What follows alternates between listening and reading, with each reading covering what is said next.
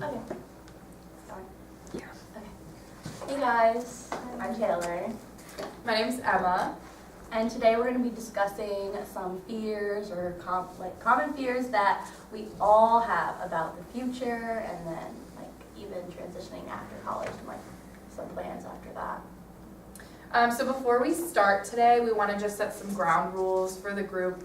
I know we're all familiar with each other, so group dynamics should be good by now, but just kind of establishing these rules, because we will be talking about things that might be producing anxiety for some of us, maybe all of us. So the first thing, we have a few, and then we're going to ask you guys if you want to add anything to our group rules. But first we want to establish that this is a group where we respect one another, so we all might have different opinions about things, so just respecting when someone's talking. Confidentiality, so whatever you say here, whatever you say in this group will stay here, but the things that we learn when we're doing the activities and listening to our peers can be taken out, and we can learn from those. Again, one person speaks at a time, so be listening when your peers are speaking. And then finally, we really want this to be a brave space, so we want people to kind of lean into any discomfort that they have and engage, even though at times you might not want to, because it might be something that you're experiencing, but we can all learn from one another. So finally, are there other ground rules that you guys think should be added in? Does anyone agree with any of the rules already said or disagree? I agree with you. Agree. Agree. Thank you. Awesome. So for our check-in, we're going to do something a little bit weird. So if you guys want to stand up and get in the line, or a circle. Yeah. Oh yeah, a circle's fine. So we're basically going to ask you some questions, and then you're going to take a step forward if you agree with it, or step back, or you just stay still if you don't want to. I mean, if you don't agree with it or anything. Okay. All right. Step forward if you like chocolate. Okay. I'm sorry. Step back. Yep. All right. Step forward if you have a brother. Oh, really? Every other? That's super weird. That's so funny. Oh, that is funny. All right. You can step back. That's rude. Step forward if you have ever broken a bone. Ooh, Oh. wow, that's kind of weird. Good job, guys. Step forward if you drink your coffee black. I am jealous.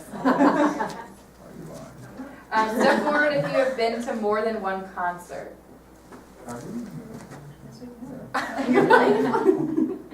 Okay. Step back. Step forward if you've ever left the country. Oh, look at this world. Worldly. Step forward if you have ever been sad before. Okay. Step forward if you use your planner. A planner? Or some sort of organization. It doesn't have to be. Call it my agenda. Agenda. Yeah. Yep. Step forward if you have ever been worried. And back. Step forward if you've ever been anxious about what your future holds. All right. So before we begin, we stay still down. What do you think the point of this opening activity was? I like to show that we're all kind of on the same page. Mm-hmm. Yeah. So some of the beginning questions, maybe not everybody likes chocolate or people drink milk in their coffee, but anxiety about the future and worries are something that we all as seniors at Sienna are experiencing right now, so that's what we're going to be talking about today. All right, you guys can take a seat. Okay, so we're going to begin with a discussion kind of going from that last check-in question about being anxious for the future. Does anybody want to start by speaking on behalf of what that question brought up for them, or what their reason for stepping forward was? I think applying to grad school is something that's scary. She said applying to grad school. Anyone else have anything? Yeah, I'm on the same page, and not knowing if I'm gonna get in or not because I'm not really making any moves, like GRE or any other. I think for me it's just stressful because of everything that's included in the application. Like that you have to get together, like you have to get all the letters of recommendation. And then it's like strategic of who do I ask for a letter of recommendation. And then you have your essays, and then who's going to edit those essays. And then if you're applying for the advanced stuff, you have another essay that you have to do on top of it. So it feels as if there's like a list of things that you have to Yeah, there is a list of accomplish. things, but that's on top of your everyday activities and your job, if you have one, and your internship.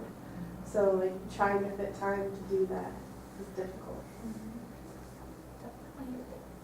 Yeah, I canceled my Thanksgiving plans because I was like, I have no other time to work on all of these applications and essays and reflections and. It's hard. There's Yeah. a lot of stuff happening.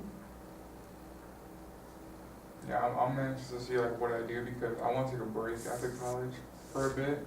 My parents are like not making that option, so it'll be interesting. It'll be interesting to see what happens.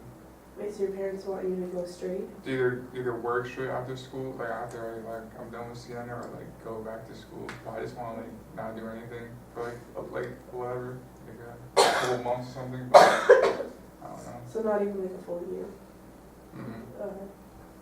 Yeah, I'm kind of in the same page because I want to take like a year off from like just school and like just focus on working so I can pay like student loans and all that stuff because it's just a lot. So we're all on the same page here. So what are some common emotions that you guys are feeling? Anxiety. Anxiety. And how is that anxiety like manifesting itself in you? Like, how is it? Like, do you feel like a weight on your shoulders? Do you feel like sick? Are you just kind I of feel like I've frazzled? never been scrambling from behind so much in my life. Like the more I think about what I have to do, the more I realize how much I have to do. And I'm like, and then I'm just like, where am I gonna fit this in? Where am I gonna find the time? Yeah, I feel that like another feeling of stress for me, especially hearing other people who are like, oh, I finished all my applications, and I'm like, how? I haven't even looked at Exactly. it yet. So then that's also God. jealousy. That's another feeling of jealousy. Mhm. You know, when it comes so easily to other people, they're like, I submitted them all yesterday, and I'm like, oh, I haven't even asked for my letters of recommendation yet. Haven't done anything. Does that comparison between like where you are at in the post-grad process add to your anxiety? Well, yeah, I'm saying like that comparison adds like the stress and also adds like the feelings of jealousy and anxiety of over my own like future. Like they're so put together, and look at me, like I'm just struggling to like catch up.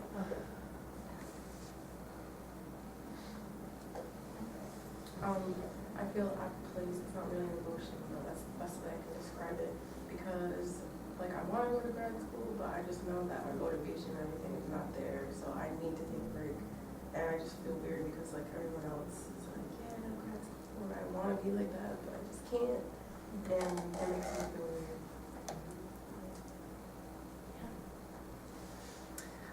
What outside sources, whether that's on Sienna's campus or like Nick was saying about like parents influencing decisions, what outside sources are contributing to your levels of anxiety right now?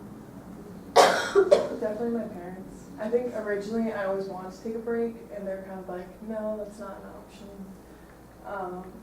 It's like, because their feeling is if I don't go back now, then I'll never go back.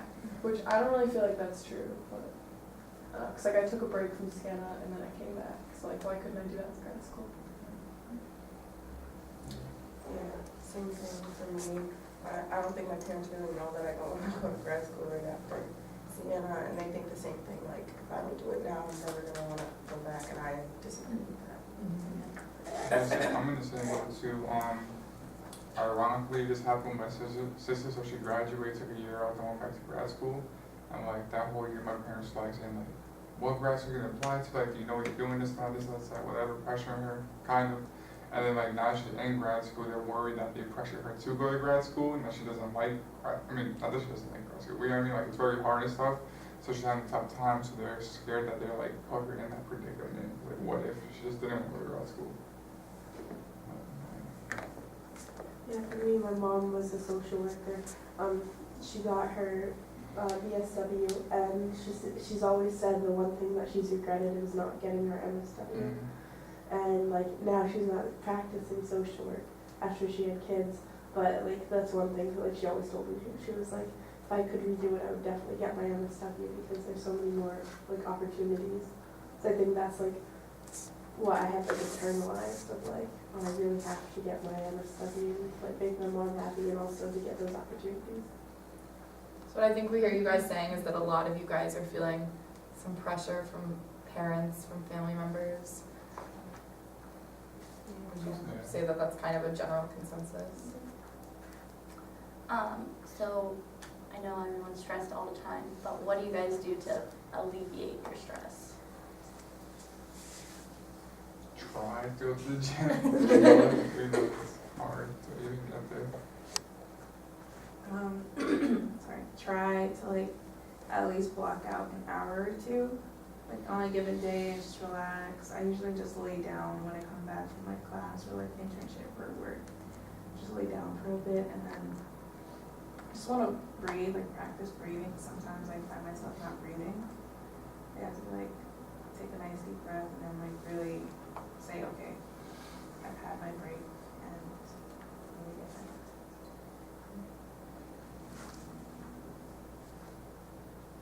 I stress bake as what my self-care activity was. But I love it because I'm all alone. Hopefully there's no one in the kitchen. If I hear someone's downstairs in the kitchen, I won't go down to stress bake.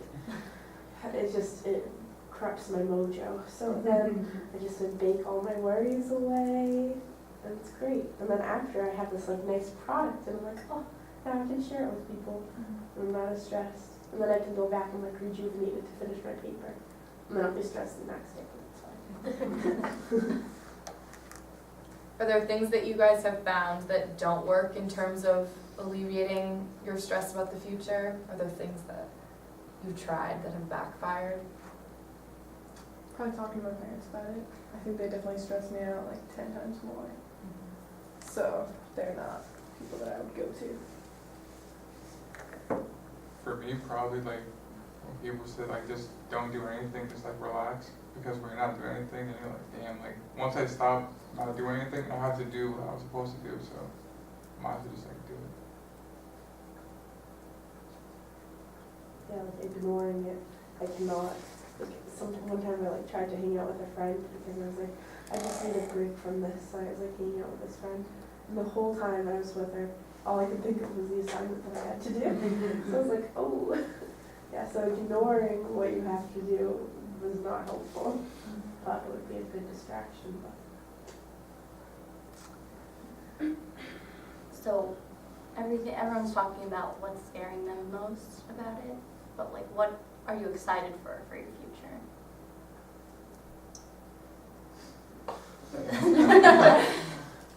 Like, you have to look at it optimistically. It's good to look at both sides sometimes. Yes, glass is half full. I'm excited to have like my own space, like truly my own space and decorate it. That makes me happy, even though it's gonna be expensive, but yeah. I agree. I love interior designing. Watch HGTV all the time. So yeah, I like interior designing, so having my own space as well. But also in terms of like grad school, I'll be first generation. So actually just first in general, so that's exciting. And that's pretty much my motivation. That's really great. Yeah, no one in my family has gone to grad school either, or like finished like 4 years of college. So like being the first for that is cool too. And I think just like actually being in the job that like you worked so hard to get, like I think I'm excited for that. And just to see, because like social work is so broad, like you can do so much with it. So to see where I actually like find myself in the field, I think that'd be interesting.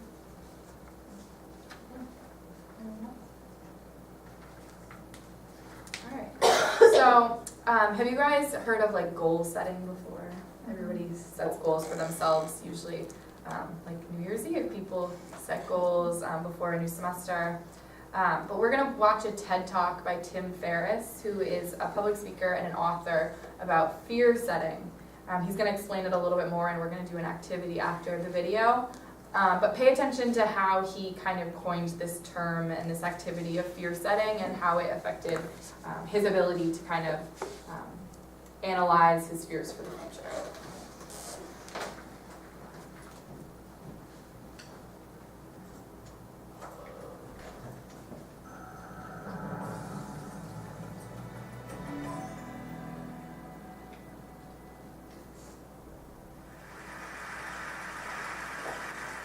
So this happy pic of me was taken in 1999. I was a senior in college, and it was right after dance practice. I was really, really happy. And I remember exactly where I was about a week and a half later. I was sitting in the back of my used minivan in a campus parking lot when I decided that I was going to commit suicide. And I went from deciding to full-blown planning very quickly. And I came this close to the edge of the precipice. It's the closest I've ever come. And the only reason I took my finger off the trigger was thanks to a few lucky coincidences. And after the fact, that's what scared me the most, the element of chance. So I became very methodical about testing different ways that I could manage my ups and downs, which was proving to be a good investment. Many normal people might have, say, 6 to 10 major depressive episodes in their lives. I have bipolar depression, runs in my family. I've had 50 plus at this point, and I've learned a lot. I've had a lot of at-bats, many rounds in the ring with darkness, taking good notes. So I thought rather than get up and give any type of recipe for success or highlight reel, I would share my recipe for avoiding self-destruction, and certainly self-paralysis. And the tool I found, which has proven to be the most reliable safety net for emotional freefall, is actually the same tool that has helped me to make my best business decisions, but that is secondary. And it is Stoicism. That sounds boring. You might think of Spock, or might conjure an image like this. A cow standing in the rain. It's not sad, it's not particularly happy. It's just an impassive creature taking whatever life sends its way. You might not think of the ultimate competitor, say Bill Belichick, head coach of the New England Patriots, is the all-time NFL record for Super Bowl titles. And Stoicism has spread like wildfire in the top of the NFL ranks as a means of mental toughness training in the last few years. You might not think of the founding fathers, Thomas Jefferson, John Adams, George Washington, to name but 3 students of Stoicism. George Washington actually had a play about a Stoic. This was Cato, a Tragedy, performed for his troops at Valley Forge to keep them motivated. So why would people of action focus so much on an ancient philosophy? This seems very academic. And I would encourage you to think about Stoicism a little bit differently, as an operating system for thriving in high-stress environments, for making better decisions. And it all started here, kind of, on a porch. So around 300 BC, in Athens, someone named Zeno of Citium taught many lectures walking around a painted porch, a stoa, that later became Stoicism. And in the Greco-Roman worlds, people used Stoicism as a comprehensive system for doing many, many things. But for our purposes, chief among them was training yourself to separate what you can control from what you cannot control, and then doing exercises to focus exclusively on the former. This decreases emotional reactivity, which can be a superpower. Conversely, let's say you're a quarterback, you miss a pass, you get furious with yourself, that could cost you a game. If you're a CEO and you fly off the handle at a very valued employee because of a minor infraction, that could cost you the employee. If you're a college student who, say, is in a downward spiral and you feel helpless and hopeless, unabated, that could cost you your life. So the stakes are very, very high.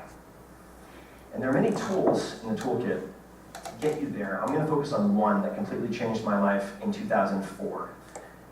And it found me then because of 2 things. a very close friend, young guy my age, died of pancreatic cancer unexpectedly. And then my girlfriend, who I thought I was going to marry, walked out. She'd had enough, and she didn't give me a Dear John letter, but she did give me this, a Dear John plaque. I'm not making this up, I've kept it. Business hours are over at 5 o'clock. She gave this to me to put on my desk for personal health because at the time I was working on my first real business. I had no idea what I was doing. I was working 14+ hour days, 7 days a week. I was using stimulants to get going. I was using depressants to wind down and go to sleep. It was a disaster. Felt completely trapped, and I bought a book on simplicity to try to find answers. And I did find a quote that made a big difference in my life, which was, "We suffer more often in imagination than in reality." By Seneca the Younger, who was a famous Stoic writer. That took me to his letters, which took me to the exercise, premeditatio malorum, which means the premeditation of evils. And in simple terms, this is visualizing the worst case scenarios in detail that you fear, preventing you from taking action so that you can take action, to overcome that paralysis. My problem was, monkey mind, super loud, very incessant, just thinking my way through problems doesn't work. I needed to capture my thoughts on paper, so I created a written exercise that I called fear setting, like goal setting for myself. And it consists of 3 pages. Super simple. The first page is right here. What if I ... question mark. This is whatever you fear, whatever is causing you anxiety, whatever you're putting off. Could be asking someone out, ending a relationship, asking for a promotion, quitting a job, starting a company, could be anything. For me, it was taking my first vacation in 4 years and stepping away from my business for a month to go to London, where I could stay in a friend's room for free, to either remove myself as a bottleneck in the business or shut it down. In the first column, define, you're writing down all of the worst things you can imagine happening if you take that step. And you want 10 to 20. I'm not going to go through all of them, but I'll give you 2 examples. So one was, I'll go to London, it'll be rainy, I'll get depressed, the whole thing will be a huge waste of time. Number 2, I'll miss a letter from the IRS, and I'll get audited, raided, or shut down, or some such. And then you go to the prevent column. In that column, you write down the answer to, what could I do to prevent each of these bullets from happening, or at the very least, decrease the likelihood, even a little bit. So if we're getting depressed in London, I could take a portable blue light with me, use it for 15 minutes in the morning. I knew that helped to stave off depressive episodes. For the IRS bit, I could change the mailing address on file with the IRS, so the paperwork would go to my accountant instead of to my UPS address. Easy peasy. Then we go to repair. So if the worst case scenarios happen, what could you do to repair the damage, even a little bit? Or who could you ask for help? So in the first case, London, well, I could fork over some money, fly to Spain, get some sun, undo the damage, if I got into a funk. In the case of missing a letter from the IRS, I could call a friend who is a lawyer, or ask, say, a professor of law, what they would recommend, who I should talk to, how had people handled this in the past. So one question to keep in mind as you're doing this first page is, has anyone else in the history of time, less intelligent or less driven, figured this out? Chances are the answer is yes. The second page is simple. What might be the benefits of an attempt or a partial success? You can see we're playing up the fears and really taking a conservative look at the upside. So if you attempted whatever you're considering, might you build confidence, develop skills, emotionally, financially, otherwise? What might be the benefits of, say, a base hit? Spend 10 to 15 minutes on this. Page 3. This might be the most important, so don't skip it. The cost of inaction. Humans are very good at considering what might go wrong if we try something new, say, ask for a raise. What we don't often consider is the atrocious cost of the status quo, not changing anything. So you should ask yourself, if I avoid this action or decision, and actions and decisions like it, what might my life look like in, say, 6 months, 12 months, 3 years? Any further out, it starts to seem intangible. And really get detailed.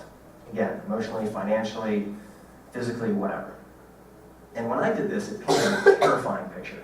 I was self-medicating. My business was going to implode at any moment, at all times, if I didn't step away. My relationships were fraying or failing. And I realized that inaction was no longer an option for me. Those are the 3 pages, that's it, that's fear setting. And after this, I realized that on a scale of 1 to 10, 1 being minimal impact, 10 being maximal impact, if I took the trip, I was risking a 1 to 3 of temporary and reversible pain for an 8 to 10 of positive, life-changing impact. It could be semi-permanent. So I took the trip. None of the disasters came to pass. There were some hiccups, sure. I was able to extricate myself from the business. I ended up extending that trip for 1.5 years around the world, and that became the basis for my first book that leads me here today. And I can trace all of my biggest wins and all of my biggest disasters averted back to doing fear setting at least once a quarter. It's not a panacea. You'll find that some of your fears are very well founded, but you shouldn't conclude that without first putting them under a microscope. And it doesn't make all the hard times, the hard choices easy, but it can make a lot of them easier. So I'd like to close with a profile of one of my favorite modern-day Stoics. This is Jerzy Gregorek. He is a 4-time world champion in Olympic weightlifting, political refugee, published poet, 62 years old. He can still kick my ass and probably most asses in this room.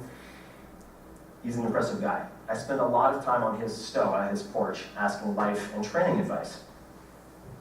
He was part of the Solidarity in Poland, which was a nonviolent movement for social change that was violently suppressed by the government.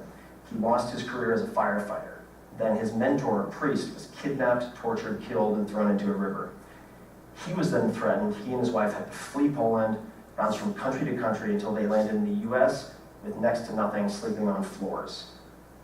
He now lives in Woodside, California, a very nice place. And of the 10,000 plus people I've met in my life, I would put him in the top 10 in terms of success and happiness. And there's a punchline coming, so pay attention. I sent him a text a few weeks ago asking him, had he ever read any Stoic philosophy? And he replied with 2 pages of text. This is very unlike him. He is a terse dude. And not only was he familiar with Stoicism, but he pointed out for all of his most important decisions, his inflection points, when he stood up for his principles and ethics, how he had used Stoicism in something akin to fear setting, which blew my mind. And he closed with 2 things. Number 1, he couldn't imagine any life more beautiful than that of a Stoic. And the last was his mantra, which he applies to everything, and you can apply to everything. Easy choices, hard life. Hard choices, easy life. The hard choices, what we most fear doing, asking, saying, these are very often exactly what we most need to do. And the biggest challenges and problems we face will never be solved with comfortable conversations, whether it's in your own head or with other people. So I encourage you to ask yourselves, where in your lives right now might defining your fears be more important than defining your goals? Keeping in mind all the while the words of Seneca, we suffer more often in imagination than in reality. Thank you very much.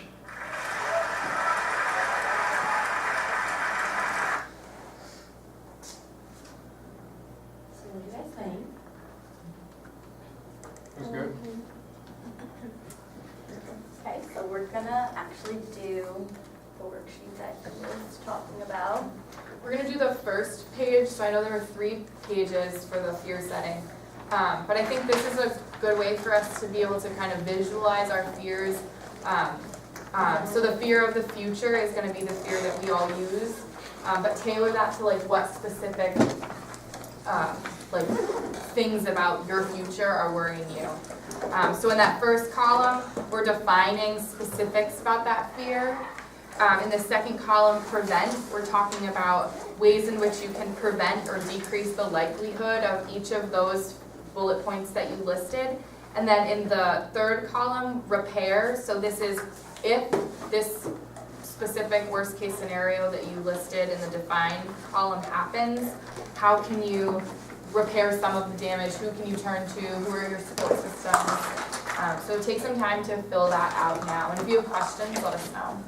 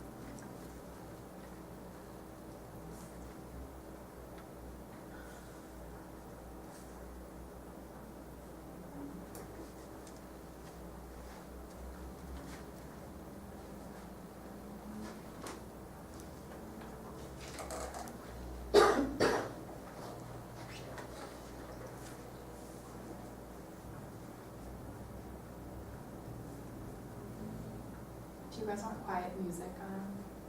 Sure. Yeah. Is anyone opposed to music? As a group? Okay.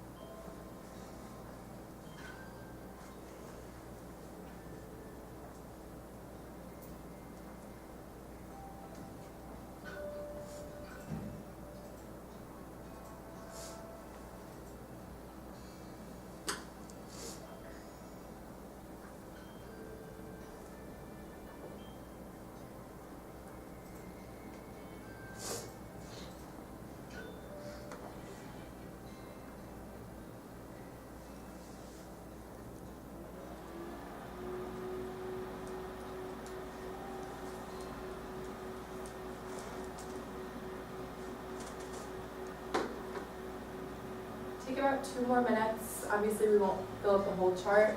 but just for time purposes, we'll begin sharing.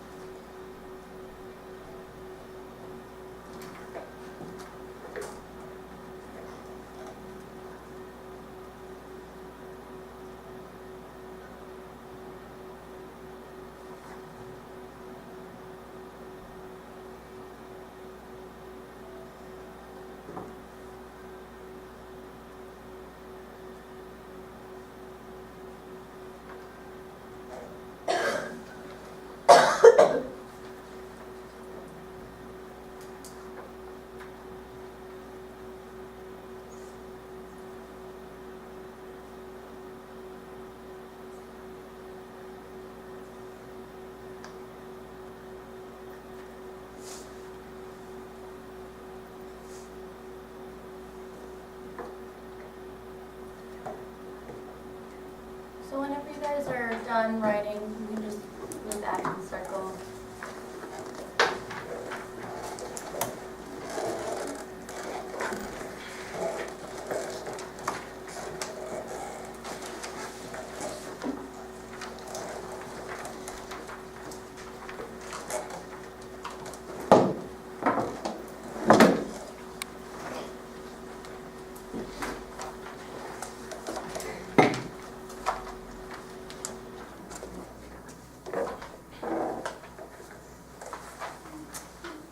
So how's everyone feeling now?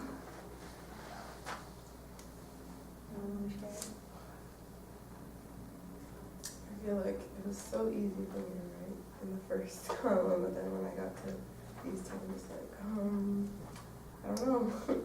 So, yeah, it makes me kind of a little anxious, I guess. Yeah, it's thought provoking. I feel the same way. I'm like, it was really easy to come up with, the worst case scenario. But then trying to figure out, like, okay, so if it does happen, how can I really prevent it? And like, if it does happen, like, what do I do? And that was harder for me, I think. But I think it was beneficial for me to like think about that. Because like, it's easy to get like wrapped up in like the negatives of it all. And, like, you have to like look at the bright side of things. Yeah, I really had to focus on like the prevent and repair.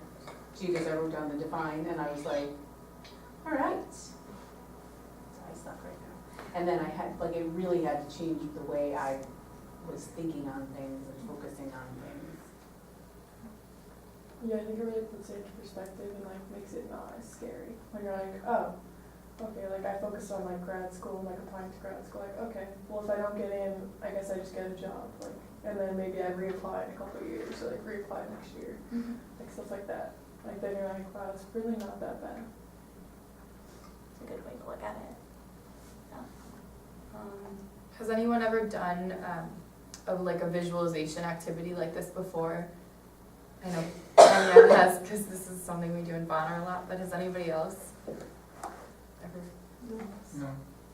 Now when it comes to writing stuff down, like I visualized stuff in my mind before, but not on pen and paper.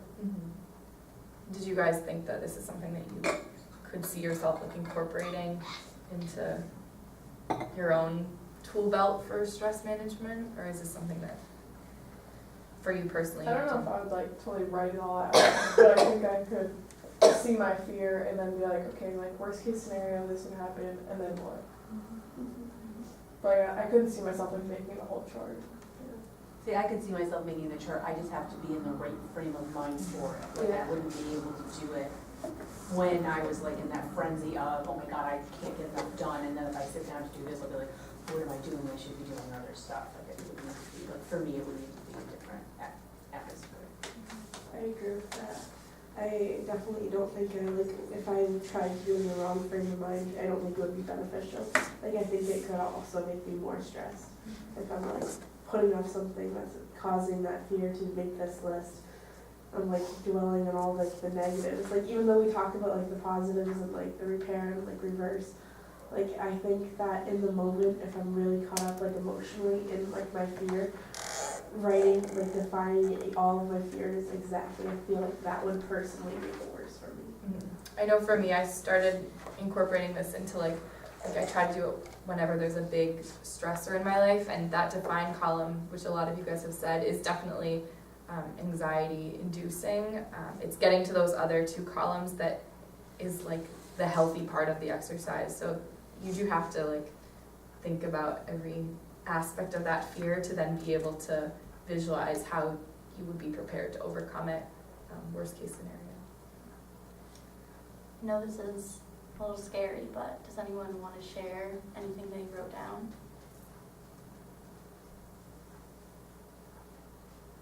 I wrote, not finding a job that I enjoy, and then for the prevent column, I wrote remaining open-minded about job opportunities and making the best of the situation.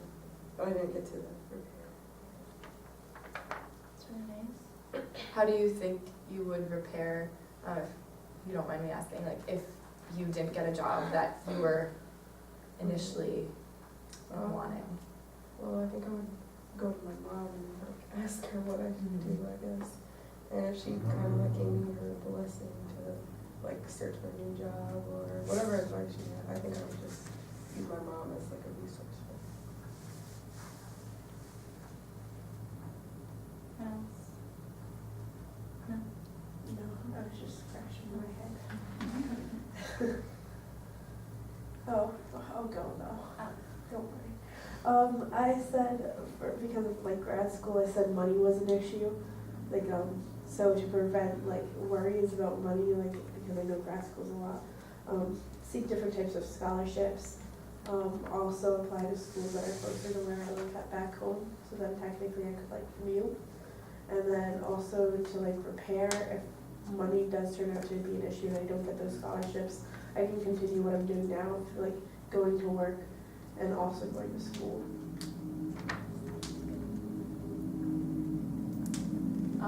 The thing that I had was not having enough time, because I feel like I'm constantly competing with myself to see how much I can get done in a certain amount of like time frame, or, like age-wise too. I feel like I'm always like by the age of 23, I want to be done with grad school, I want to be done with this and that, but then I feel like I have to remind myself I have so much time left, and to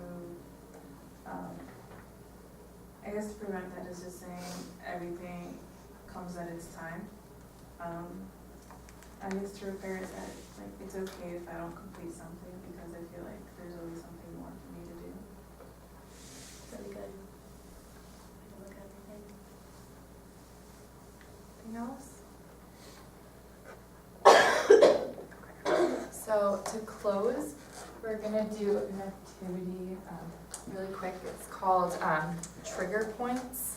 And for time, we're just gonna do singular. So everyone's gonna get a index card. And I want you to write down, and you can be as specific or as vague as you want, but when you think of the future in like 5-10 years from now, what is the biggest thing in your future that is causing you anxiety? So write that down and don't put your name on it.